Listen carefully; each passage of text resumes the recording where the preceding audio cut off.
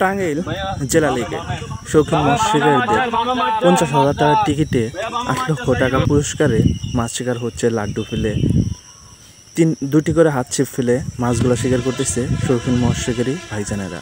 তারা কিন্তু অনেক দূর দূরান্ত থেকে আসছে, যেমন রাজশাহী, চিটাগাং, বরিশাল, খুলনা, নোয়াখালী, পটুয়াখালী, শরীয়তপুর এবং পাবনা।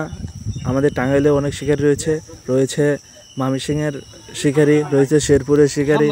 অনেক দূর দূরান্ত থেকে অভিজ্ঞ শিকারীগুলো আসছে এখানে মাছ শিকার করার জন্য। এই কম্পিটিশনে অংশগ্রহণ করেছে। টোটাল মাচা হচ্ছে 92টি।